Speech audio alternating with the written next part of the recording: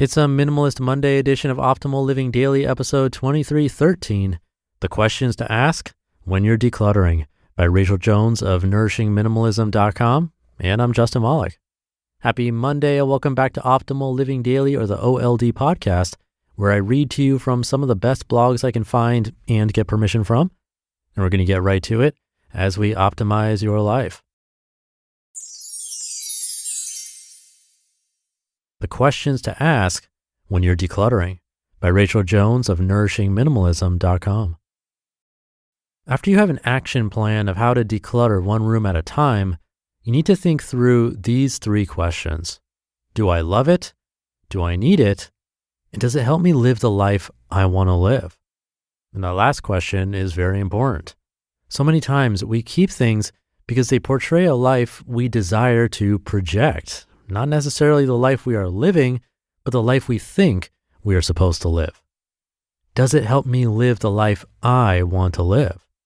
Not the life your mother wants you to live, not the life society says you should live, not the ideal life your peers say you should live, but the life you actually live and want to live. This might mean getting rid of law books, because even though you went through a year of law school, you never want to pursue it further, and those books make you feel like you failed. This might mean getting rid of the KitchenAid mixer, because although you love homemade bread and worked to save money to buy it, you found that you don't really enjoy making the bread, you just enjoy eating it. And this might mean getting rid of the broken furniture that you were saving to repurpose, because that is what responsible, crafty people do, but in reality, you'd rather spend time in the garden. Think about some items that you kept because you felt you should, and ask yourself, is this helping me live the life I want to live? The correct decluttering method: pull out 3 boxes, a giveaway box, a trash box or bag, and a to put away box for things that you need to keep, but they don't belong in the room you're working on. Then work on one shelf, cupboard, or category per day. You probably can do more depending on how much time you have and how determined you are to get this done. But to start out, just make your goal to do one small area a day. This way it's easy to complete, and the more you feel like you accomplished your goal, the more motivating it is to keep going. As you work on each space, pull everything out and look at what is in front of you. Ask yourself the 3 questions. Do I love it? Do I need it? And does it help me live the life I want to live? If anything answers yes to any of your 3 questions, put it back into the cupboard. If the answer is no, put it in the trash or donate box. For example, cooking utensils. Put all of your utensils out and lay them out on a table or counter where you can see them. Make sure you get them from other drawers in the kitchen or near the stove, sink, etc. You want to be able to see all that you have.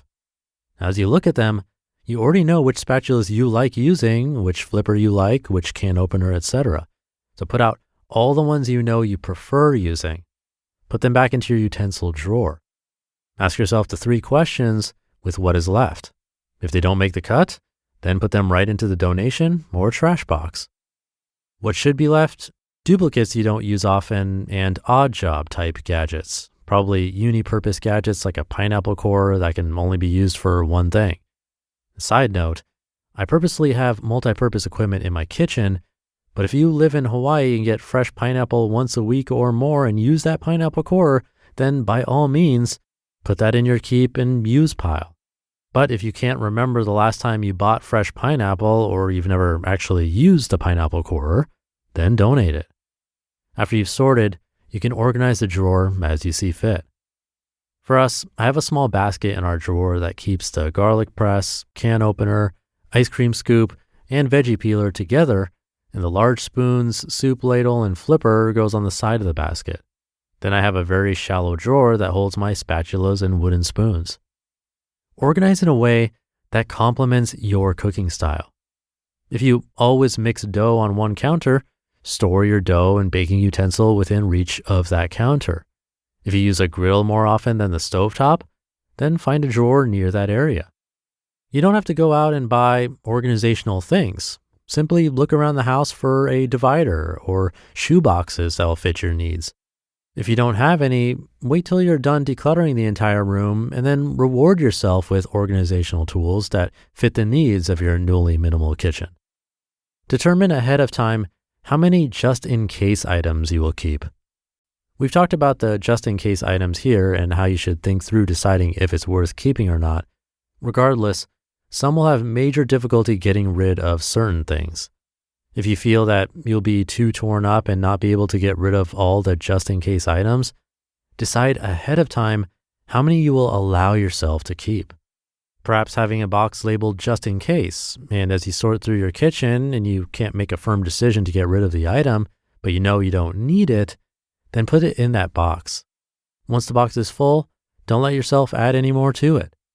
You can store this box for a time. I personally used a garage, and after 6 months, I knew I didn't want any of that extra stuff to ever come back in and clutter up my kitchen.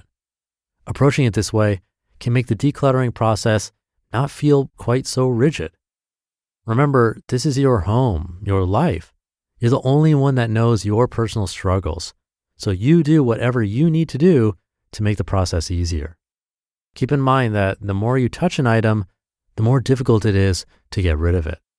So once you put things into the just-in-case box, avoid rummaging through it. You've decided that it's not detrimental to your home, so let it just rest in the box for now. After a few months, if you decide you really don't want to bring any of that excess back into your home, avoid looking in the box or rummaging through it. Instead, just take it right out of your car and donate it ASAP. You have the strength to do this. You have the ability to make decisions. You know how your home is used, and you know what tools your family uses most. You know what is your favorite mixing bowl, which pans are the best size and cook evenly. You can sort through your kitchen and easily pick out all the things that are the most used and enjoyed items, and you can get rid of the rest. Nothing bad will happen. In fact, once you do let go of the excess, you'll find that your kitchen is easy to use, it's easy to clean, and the idea of making dinner will be appealing because you know exactly what you have and where everything is. You just listened to the post titled The Questions to Ask When You're Decluttering by Rachel Jones of nourishingminimalism.com. Thank you to Rachel. Some good tips to keep in mind. It's really easy to get sucked into the mindset of, oh, I need organizational things to keep organized, like lots of bins and containers, things like that. But do we really though? If it's more about aesthetic and you'll love your space if you have those organizational items, then go for it. I won't judge. But don't let that stop you from starting. And don't let that trick you into thinking you actually need more when it can be done quite easily with less. And I'm also a fan of the idea of putting something away for a specific period of time, and then if you still haven't used it after that time, you can let it go. It's long, but personally, 1 year makes sense to me because of seasonality. You don't want to donate your best thick coat just because it's hot out for the next 6 months. Oh, one other thing I want to mention. She said to have a giveaway or donate box, a trash box, and a put away box. But don't forget that selling things is another viable option. Some of that stuff is valuable, and money could be the motivation you need to actually let something go. So I would add one more box to that list.